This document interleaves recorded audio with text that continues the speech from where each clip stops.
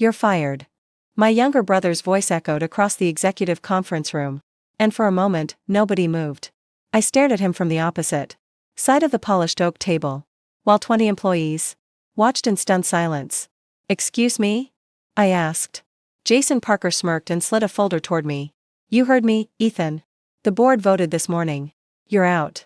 A few gasps rippled through the room. I opened the folder slowly.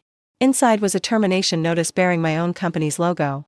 The same company I had built from a rented garage 15 years earlier. The same company I nearly lost my marriage for. The same company I spent countless nights growing while everyone else slept. And now my brother was removing me from it. Outside the glass walls of Parker Technologies headquarters, downtown Dallas glittered beneath the afternoon sun. Inside, my entire world tilted sideways. At 48 years old, I thought I'd seen every kind of betrayal. I was wrong. Jason leaned back comfortably in the CEO chair that used to be mine. "Don't make this difficult," he said. The arrogance in his voice felt unreal. 3 years earlier, I had given him a chance when nobody else would. After his failed businesses, gambling debts, and 2 bankruptcies, I brought him into Parker Technologies as Chief Operations Officer. Family deserves second chances. At least that's what our late father always believed. Apparently, I was the only one who remembered. I flipped through the documents carefully. Something felt wrong. Very wrong. Several signatures appeared on board resolutions I had never seen before. Dates didn't match. Voting records looked strange. And one signature stopped me cold. My own. Except I hadn't signed it. Not even close. I looked up slowly. Jason's confidence flickered for half a second. Just enough. "Where did these documents come from?" I asked quietly. His jaw tightened. "Legal prepared them." "Which legal team?" "That's not your concern anymore." The room suddenly felt smaller. Years of running investigations for corporate compliance before launching my company had taught me something valuable. Liars become angry when asked simple questions. I closed the folder. Then I smiled. Not because I was happy. Because I had finally recognized what this was. This wasn't a hostile takeover. It was fraud. And judging by the fear hiding behind Jason's eyes, he knew I had just figured it out. As I stood and gathered my things, he called after me. "Walk away, Ethan. It's over." I paused at the doorway. Then I turned back toward my brother. "No," I said calmly. "It's just beginning." And 2 weeks later, a federal investigator would call me with information that would destroy everything Jason thought he had stolen. The moment I walked out of Parker Technologies, my phone rang. It was Sarah, my ex-wife. We hadn't been married for 3 years, but she still knew me better than anyone. "Ethan, what happened?" she asked. News traveled fast inside the company. "My brother fired me." Silence. Then she laughed once. Not because it was funny. Because it sounded impossible. "Jason?" she asked. "Jason. That's not the whole story, is it?" "No." I looked back at the glass tower that carried my family's name. Something ugly was hiding inside those walls. And I intended to find it. That night, I sat in my apartment reviewing every corporate record I still possessed. Years of experience had taught me never to throw away documents. Around midnight, a pattern appeared. Board resolutions. Financial approvals. Ownership transfers. Dozens of signatures. Many were mine. Except they weren't. The more I compared them, the angrier I became. Someone had forged company documents for months. Maybe years. Then I noticed something even stranger. 3 major contracts worth nearly $18 million had been awarded to companies I'd never heard of. I searched the business registrations. My stomach dropped. Every company shared the same mailing address. A small office building outside Houston. The registered owner? A man named Michael Reyes. The name sounded familiar. Then I remembered. Michael wasn't a businessman. He was Jason's former gambling buddy. The same guy who once borrowed $50,000 and disappeared. I immediately called our former chief financial officer, Karen Mitchell. She retired 6 months earlier. At first she sounded nervous. Then I mentioned the contracts. Long silence. "Ethan," she whispered, "be careful." That got my attention. "What aren't you telling me?" Another pause. Finally she said something that chilled me. "The reason I retired wasn't retirement." I sat upright. "What do you mean?" Karen lowered her voice. I started asking questions about missing money. My heartbeat slowed. Whenever a person becomes afraid to speak on the phone, the problem is usually much bigger than expected. "How much money?" I asked. Karen exhaled heavily. "Last estimate?" Another pause. "Nearly $24 million. I almost dropped the phone. 24 million. Gone. Moved through fake vendors, shell companies, and fraudulent contracts. And somehow nobody reported it. Or maybe somebody had. Karen spoke again. Not without influence. Not without someone desperately trying to bury the truth. Then Karen said the words that changed everything. Ethan. Yesterday an FBI agent called me. The room went completely silent. What did they want? They asked about Jason. I felt something cold settle into my chest. Because suddenly this wasn't about my company anymore. This was about a federal investigation. And if the FBI was asking questions now, someone, somewhere, had finally started talking. And deep down, I had a feeling I knew exactly who it was. I barely slept that night. The words kept replaying in my head. An FBI agent called me. By sunrise, I was sitting at a small coffee shop overlooking White Rock Lake, staring at a notebook filled with names, dates, and transactions. $24 million. That kind of money doesn't disappear by accident. Someone had built an entire system to steal it. And my brother was standing at the center of it. At 9:17 a.m., my phone buzzed. Unknown number. Normally, I ignored those calls. This time, I answered. Mr. Parker?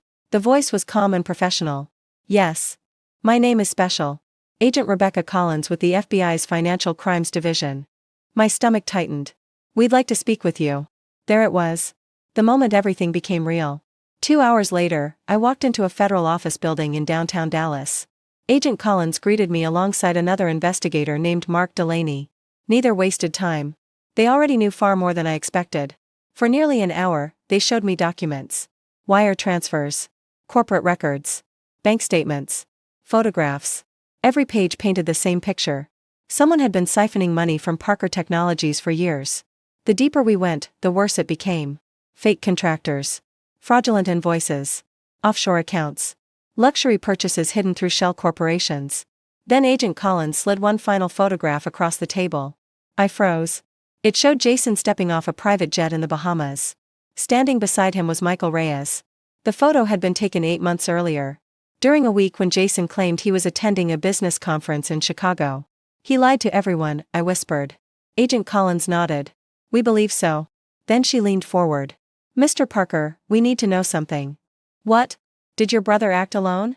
The question hit me harder than expected. Because for the first time, I considered the possibility that he hadn't. Someone inside the company had helped him. Someone trusted. The accountants. Then one face appeared in my mind. My chest tightened instantly. No. I whispered. Agent Collins noticed my reaction. Who? I looked up slowly. Our corporate attorney. The room fell silent. Agent Delaney exchanged a glance with Collins. Then he opened a folder. Inside was a familiar face. Richard Vaughn. The lawyer who had worked beside me for 12 years. The man I trusted with everything. And at the bottom of the page was a single line that made my blood run cold. Subject currently cooperating with federal investigators. I stared at the words. What does that mean? Agent Collins answered quietly. It means someone finally decided to tell us the truth. At that exact moment, my phone began vibrating repeatedly. 3 missed calls. All from Jason. Then a text appeared. Ethan. Call me now. This is bad. For the first time in weeks, my brother sounded terrified. And when a man like Jason becomes afraid, it usually means the walls are finally closing in. I stared at Jason's text for several seconds. Ethan. Call me now. This is bad. The message felt surreal. Just 3 weeks earlier, he had sat in my office chair and thrown me out of the company I built. Now he was begging for a conversation. Agent Collins noticed my expression. Your brother? She asked. I nodded. What are you going to do? I looked at the phone one last time. Let him wait. For years, Jason had expected everyone to clean up his messes. Our parents did it. His friends did it. Even I did it. Not anymore. As I left the federal building, rain clouds gathered over Dallas. The air felt heavy, like a storm was coming. By evening, Jason had called 12 times. Then 13. Finally, a voicemail arrived. His voice sounded nothing like the confident executive who fired me. Ethan, please. Just call me back. Fear. Real fear. I almost felt sorry for him. Almost. The next morning, Agent Collins called again. We executed several warrants overnight. My pulse quickened. What happened? Multiple financial records were seized. And, a brief pause. Your brother tried moving money out of the country. I stopped walking. What? He transferred. Nearly $2 million after learning about the investigation. My stomach dropped. That wasn't panic. That was desperation. And desperate people make mistakes. A few hours later, I received another shock. Richard Vaughn, our longtime corporate attorney, requested a private meeting. When I arrived, he looked exhausted. His expensive suits were gone. His confidence too. For the first time in 12 years, he looked old. "I owe you the truth," he said quietly. I sat across from him. "Start talking." Richard lowered his head. Then the entire story came out. The forged signatures. The fake board votes. The shell companies. The hidden accounts. Everything. Jason had been stealing from Parker Technologies for almost 4 years. But the worst part wasn't the money. It was the betrayal. Several employees who trusted him had lost retirement savings after being convinced to invest in fraudulent side ventures connected to his scheme. Some lost everything. One employee had even mortgaged his home. I felt sick. Jason hadn't just stolen from me. He had stolen from people who believed in him. People who worked beside us for years. Richard's eyes filled with regret. I should have stopped him. "Why didn't you?" His answer was barely a whisper. "Because I was afraid." Silence filled the room. Then my phone rang. Agent Collins. I answered immediately. Her voice was calm. Almost too calm. "Mr. Parker?" "Yes? They just arrested your brother." For a moment, I couldn't speak. Outside the window, thunder rolled across the city. The storm had finally arrived. And for Jason Parker, the real nightmare was only beginning. For a long moment, I simply stared out the window. They arrested him. The words echoed in my head. Not because I was shocked. Deep down, I'd known this day was coming. What surprised me was how little satisfaction I felt. For years, I had imagined confronting Jason about every lie, every betrayal, every broken promise. But now that it was happening, all I felt was sadness. 3 months later, the federal trial began. The courtroom was packed. Former employees filled several rows behind me. Some were angry. Some looked heartbroken. Most looked exhausted. The evidence was overwhelming. Bank records. Wire transfers. Forged signatures. Hidden accounts. Dozens of witnesses testified. Even Richard Vaughn took the stand and admitted his role in helping conceal documents. When Jason finally testified, he looked nothing like the confident executive who had fired me. His expensive suits were gone. His arrogance was gone. Even his voice sounded different. Smaller. Older. Broken. At one point, the prosecutor asked a simple question. "Why did you do it?" The courtroom became silent. Jason lowered his eyes. Then he answered. "Because I couldn't stand living in my brother's shadow." Those words hit harder than any accusation. Suddenly, everything made sense. The jealousy. The resentment. The endless need to prove himself. For years, I thought Jason wanted money. The truth was worse. He wanted validation. And he had destroyed his life trying to get it. After 6 weeks of testimony, the jury returned its verdict. For a second, neither of us spoke. Then he quietly said something I never expected to hear. "I'm sorry, Ethan." No excuses. No blaming. No anger. Just regret. And somehow that hurt more than everything else. Over the next year, Parker Technologies slowly recovered. Most of the stolen assets were recovered through court orders and asset seizures. Employees received compensation. Retirement funds were restored. The company survived. About success. About failure. About how easily pride can destroy people. My father used to say something when we were kids. Character isn't revealed when life is easy. It's revealed when life gives you power. Back then, I never understood what he meant. Now I did. Jason wasn't destroyed by money. He was destroyed by the choices he made when money gave him power. As I turned to leave, my phone buzzed. A letter notification. It was from Jason. His first letter from prison. I opened it slowly. Inside was a single sentence. "You spent your life building things. I spent mine trying to take them. That's the difference between us." I read those words twice before putting the phone away. Then I looked up at the fading sky. For the first time in years, I felt at peace. Because revenge hadn't been winning. It hadn't been prison. It hadn't been proving I was right. The real victory was refusing to become the kind of person who betrayed everyone who loved him.